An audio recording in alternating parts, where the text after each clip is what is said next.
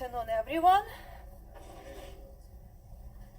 Where's the mic here? Of what you're studying into a setting, an actual setting. Okay, very good. Yes, thank you. Gilda Roddy from the North American Division Chaplaincy, Adventist Chaplaincy Ministries. So please plan not to miss these important classes. Also, your next assignment is March 10. It's the second book, evaluation of the second book. Please don't forget to submit on time. You don't need to, I don't want to reduce your grade because you submitted it too late. Also, please pay attention to the rubric that is provided at the end of the course syllabus. Yeah? And if you have any question, don't hesitate to come to me. I'm more than willing to help you. Okay, so CPE. What is CPE? Clinical Pastoral Education. Okay, tell me more.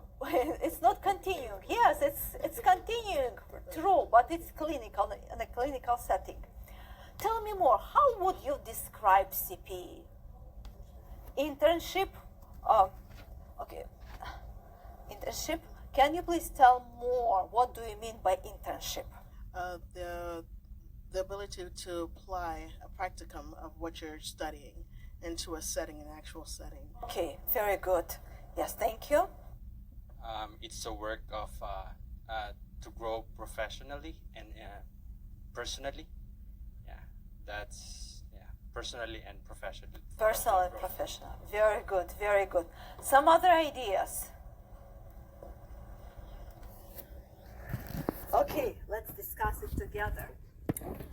So it's a small group setting. It's not like here in the classroom. You sit in the rows and I teach you, you take notes.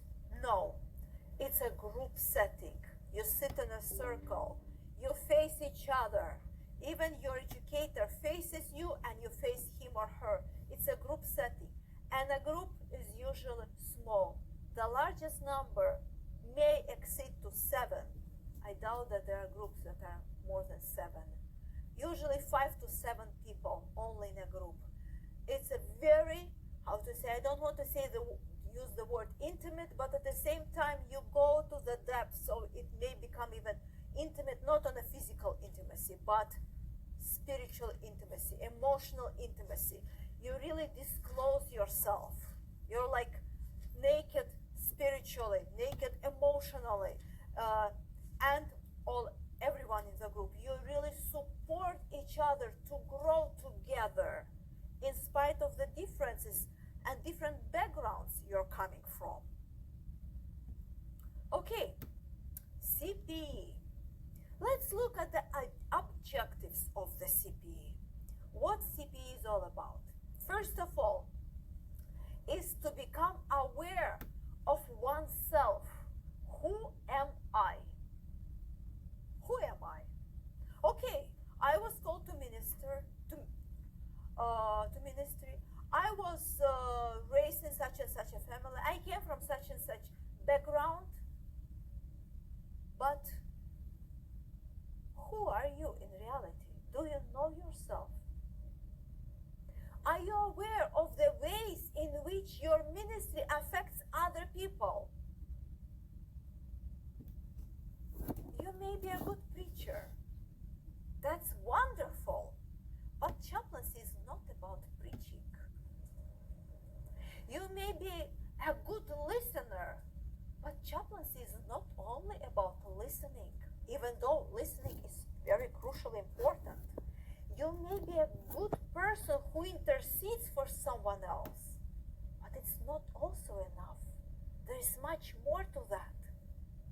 So to become aware of yourself, who you are as a minister, as a person, as a son of God, as a daughter of God.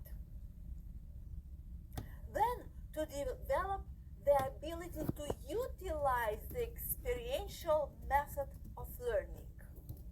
Right here in this classroom, you gain so much head knowledge. And not only in this classroom, in all the classrooms here in the seminary, you get head knowledge. But how much do you practice it? Yes, you go to your assigned church for theological field education. You practice it also right here on Tuesdays during after and before and after the chapel with your ministry of presence. This is awesome. But that's not all. There is so much more that you can do. So it develops you to utilize the experiential method of learning. I remember when I was taking CPE and my supervisor mentioned to me, you Adventists, you have so much up here. She was right, she was a Baptist lady, Baptist minister. You have so much right up here. Push it down. Push it down from the head to the heart. She was so right. She was so right. Also, the third objective is to develop the ability to utilize the peer group for support. Your classmates, your peer group, these are the people who come from different denominations, and not only Christian denomination, but even different religions. But try to learn to work with them, to respect them, and be respected by them. Utilize the peer group for support, for dialogue. You disagree with him or with her. That's good, but show it why you disagree in a calm, beautiful way, Christ-like way. I remember in one of my CPA units, we had a very strong personality. One student had a very strong personality, and he was a Catholic priest. Oh my goodness. It seems like he knew everything. At least in his mind, he knew everything. And we had so many disagreements with that priest. And at the end, he grew up and we grew up in that environment, with disagreement environment. And not only on a religious basis, not only about theology, but even ways how to live. Even things like, sorry for telling you this, even who will wash your socks? It seems ridiculous. But for him to wash his own socks, it seems like, no, this is not my job. I have nuns to do that. You see? So even, all these little things, you are exposed to the reality of life. Different people, you grow. You get feedback in a way in which integrates personal characteristics with pastoral functioning. Learn to be a pastor and to be pastored, so someone else to pastor you as well. Another objective, to use individual supervision for personal and professional growth, and for developing the capacity to evaluate one's ministry. What does this mean? Individual supervision. Yes, you will be meeting in a group setting. By the way, a unit of CPE, how many hours it's for? 400 hours. 400 hours. It's not like 60, 90 hours, 135 right here in the seminary. It's 400 hours. 100 hours are dedicated to a group setting and individual meetings with your supervisor or educator. The other 300 hours are set for you to do ministry in a clinical setting, or a parish setting. It depends upon your agreement with the supervisor or educator. So, 100 hours and 300 hours. Yeah, altogether 400. So, individual supervision. Your educator will hear your stories, will read your verbatims. You will be discussing your verbatims in a group setting. But that's not enough. Your educator will go to your ministry setting where you do your clinicals and follow you there. Will be with you and see how you do in practice. Your educator will interview the people whom you are responsible in that clinical setting. Your boss, maybe the lead chaplain, maybe another administrator. If you do your clinicals in a parish setting, maybe the pastor or the head elder, he or she, your educator will interview those people as well. And I remember, because I was doing, in one of my units, I was doing my clinicals in a parish and in a hospital. So my supervisor visited both places, and she even attended Seventh-day Adventist worship service on Sabbath morning. And she was so excited to see that we have a very similar worship service as Baptists do, only on Sabbath morning, not on Sunday morning. So your supervisor or educator will follow you up in the mid of the unit, somewhere in the middle of it, and by the end of the unit, and will provide you feedback in a written form. These evaluations, keep notes. They are very important evaluations. Keep all your evaluations from the supervisor. Also, the next objective is to grapple theology with human experience. Again, push it down. Theology with human experience. And to enhance the interface between theology and the psychological sciences in understanding the human condition. Apply the principles into your practical life. The principles are biblical. This is your theology. Never borrow theology of someone else.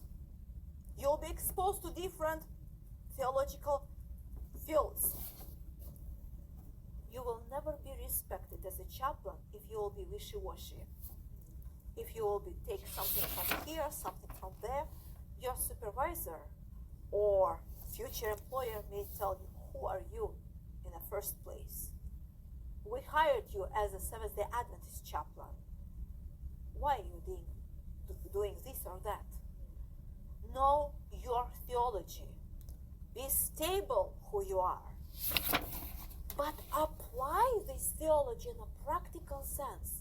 And when it contradicts with your faith, refer to someone else. Respect others, because you want to be respected by others as well. So principles and applications. Another objective, to become aware of how one's attitudes, values, and assumptions affect one's ministry. Each one of us, we have our own values. We value this or that, him or her. We have attitudes. I dislike this, or I love this.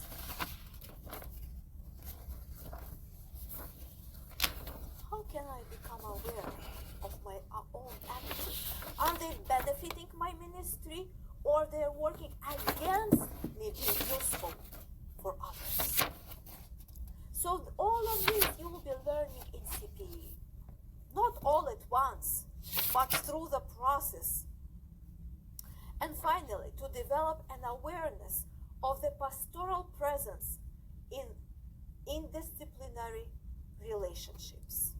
As I mentioned to you, people from all backgrounds, from all walks of spiritual understanding. You will meet them. You will learn how to work with them, because after finishing finishing CPA, after being hired somewhere to become a Chap, you will be exposed to working with people of interdisciplinary backgrounds. So how to be who you are and working with others. So these are the objectives of CPA. Any question that arose maybe in your mind or in your heart?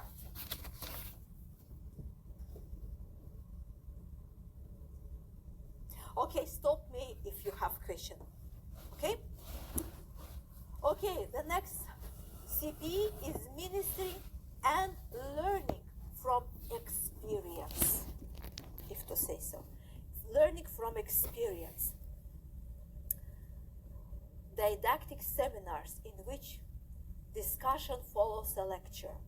Your supervisor or your educator may present something to you, but it will not be like in a classroom setting, 45 minutes of presentation and 5 minutes for a discussion. It could be vice versa. 5 minutes for a presentation and 45 minutes for a discussion. Because it's learning through experience. Discussion of a book or an article. Your supervisor may say, okay, read not a textbook, but a book, find a book that deals with this or that subject, and you're free. Some supervisors may assign so-called textbook, but usually in my case, I was exposed, my supervisors were telling me, find a book that deals with such and such subject. For example, palliative care, or grief at dying, or something else, you know. Like, I was able to read this book, provide a book report, an evaluation, and then to have a discussion in the group setting. Exploration of theological concerns.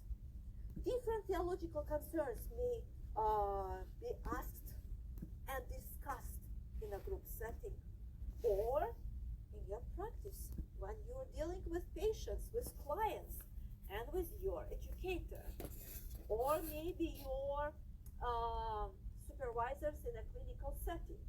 So exploration of those theological concerns.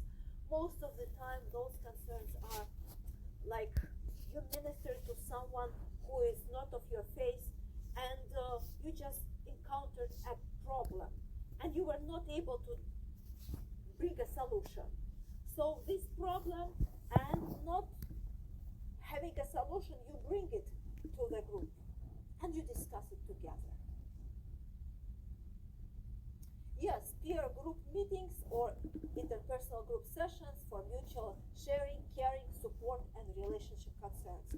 I remember when I was taking CP, we had some meetings not in a designated area, but sometimes at the houses of the people who were taking CP.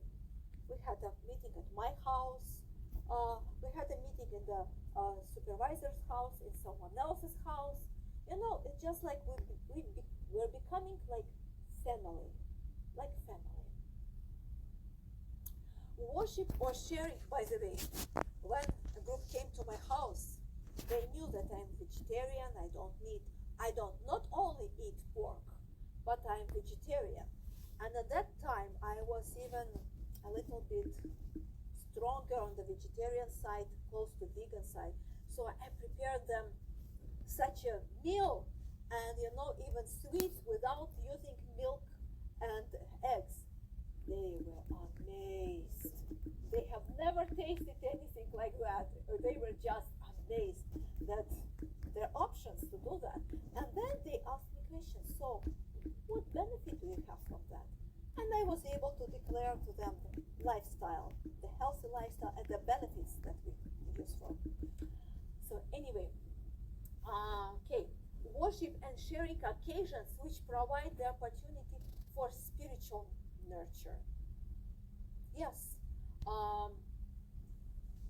as I mentioned, my supervisor came to my church where I was worshiping, and she shared this with others. There could be also field trips or workshops and clinical observations. In my case, we went once to a field trip for 1 or 2 nights. We spent in a monastery, a Catholic monastery. Mostly elderly men, monks lived in that place. We went to South Dakota and over there. But my peers in the group, sorry to tell you, but you need to know. And even you people who listen on the video, you need to know, you need to expose. You'll be exposed to different denominations, ministers from different denominations, and they drink. They drink. And in that monastery, there was a refrigerator, and you take as much as you want. And in the evening, when I went to bed, my colleagues, my peers, my friends, they had a party. They really had a party. Free, take as much as you want. Alcoholic beverages, you see, so anyway, so that's funny, but anyway. And finally, evaluation experience with other students and your educator, scheduled midway and then as I mentioned to you earlier. So this is brief about CPE. Let's imagine that we have a CPE unit right here. 3, and 4. If 3 of you would get together, 3 of you would get together, 3 of you, maybe even 4 of you get together right here, and 3 of you on the back, yes. And discuss these equations. Just have a good productive discussion. Okay, let's start with group number 1. What were you able to discuss? How was the discussion? Did everyone participate in the discussion? What did you came up with? Yes, we all participated here, Lilian, JJ, Camilo. And when we talk about how we respond to someone who contradicts our own values or viewpoints, there were different perspectives.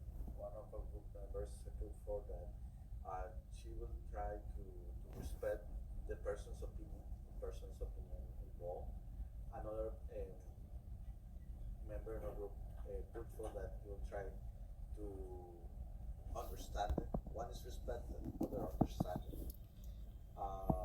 Finally, there was another response which at the same time of understanding and respecting is trying to share what this person have in common or different with the other persons has to bring an atmosphere of understanding and also of exchange of information. So the person who one is speaking with can be enriched. Okay. Was the group session that you had just few minutes and the question, was it helpful to you?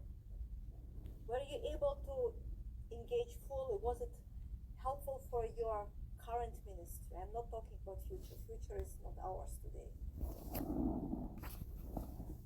think it was. Can some other?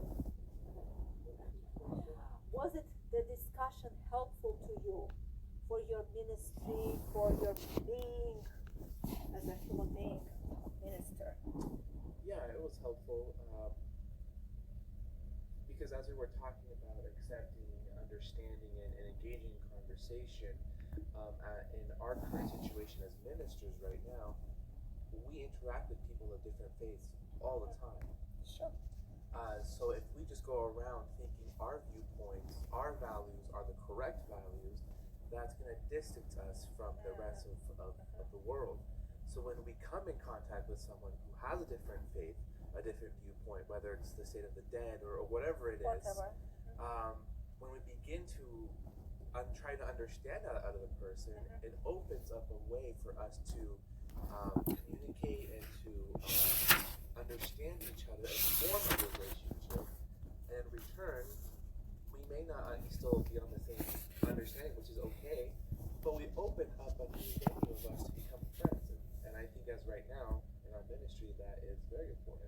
Thank you so much. Thank you. Do you agree with that? Thank you. Okay. Group number 2, can you please take a mic and so tell us, what did you come about? How would you describe your pastoral identity? But first of all, start with answering the question, was the group setting and the discussion helpful to you? Yes, it was definitely helpful because we were able to have a very good cooperative discussion in which we learn the background of each other.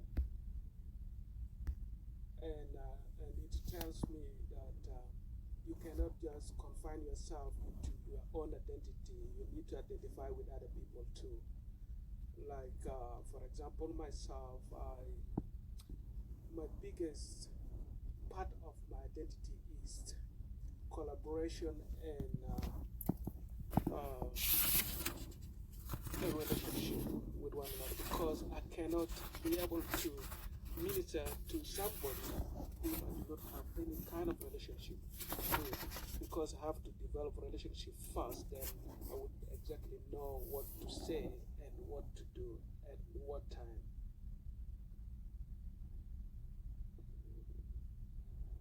How was it for you?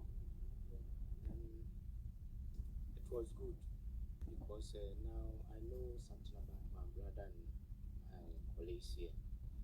So I think it's helpful. What can you add to that? Yeah, I can say that each one is unique, despite that we have the same responsibility as pastor. But the way you express yourself, the way you minister, is coming from your own background, and understanding where they are coming from. I was able to appreciate them personally and being a pastor because yeah, each one is unique. Thank you so much. Peggy, do you have something to add? The same. Thank you. Okay. The third group. Actually, you made an introduction to their presentation. Very good. Yes. Okay. It was at first it was kind of confusing. We couldn't understand the question at first, but what we came up with it was that first of all we had to know who are we working with, because if we have some others that don't think alike, we have to be more careful on how to approach to them. But if we have some things that can get close together, it's easy to relate, and if we find the common ground, it's easy. But most of the things that we talked, it was about asking, having the opportunity to ask and for permission to do what we think is best, and not only not doing it, but just recommendations of we think it could be best. But we have to understand that there is people that might think differently, and they will consider those options better. So we have to go with the best offer, but it's not the only thing that we have to consider, because there is people that might think differently. We also talked about development in these areas come through practice. So it's different to talk about it in class and how you'll actually respond in the situation at the time. So yeah, basically through practice we'll understand what to say, what not to say, and keep learning every day.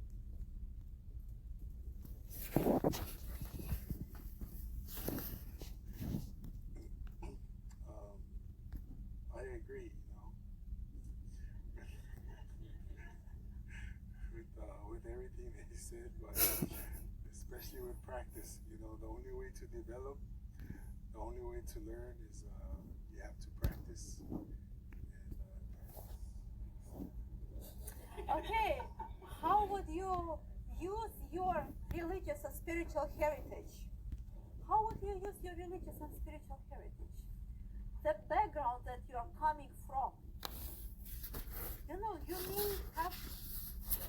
not even theological background in education, maybe business, maybe medicine, maybe something else. Never disregard your background, whether it's educational, religious, family, culture, worldview, whatever. The Lord is preparing you. He's taking you as you are and preparing you whom He wants you to see and to be. And so whatever background you have, use and build on that background. Never put it aside. It's your treasure. It's your treasure. Even though that treasure may be marred with tears and even blood, it's still your treasure because you will be able to help someone else who is also in tears and in blood. The best counselors are those who went themselves and were counseled by someone else. The best people who can really wipe your tears away, whose tears were wiped away by someone else. So, whatever you have, bring it to the table, work on it, build on it, allow the Lord to use you and make you who you are. So that is your CP in a miniature, in a, like in a very small miniature. You're together with a group and you talk, you discuss, you grow, you reveal to yourself who you are. And don't be afraid when your supervisor says to you, are you sure? Are you really sure what you're talking about? Maybe there is something else. Go deeper, dig deeper. Go to your background, to your childhood, to your losses, to your gains. Look at them, grow from them, how they affect you today. All your losses, all your gains, how are they affecting you today for who you are today? So, and much, much more. It's impossible to bring 100 hours in 10 minutes. So, but I wanted to give you at least some taste what CP is all about. Doing CP, there are many venues where you can do CP, and there are many providers today. But please, remember this rule. Don't go to any other but these two providers. If you spend your time and money for all those providers who cry out loud, come and take CP with us, you'll spend your money, you'll spend your time for nothing. Please, they're not accredited. These two are accredited, and Adventist Chaplaincy Ministries will provide endorsement only to those who finish these two in this country. The first one is ACPE, Association of Clinical Pastoral Education. The website is acpe.edu. Why this is the primer? Because it's recognized and accredited by the U.S. Department of Education, and it's really very stable. And we suggest you in this seminary to take your units under ACPE. Please protect yourself. Protect yourself in your future.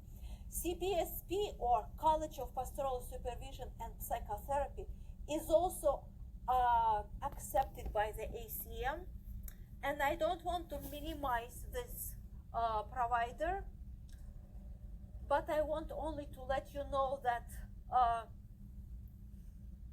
these are two providers that kind of cannot find a common ground with each other. Maybe it's because of, we're better than you are.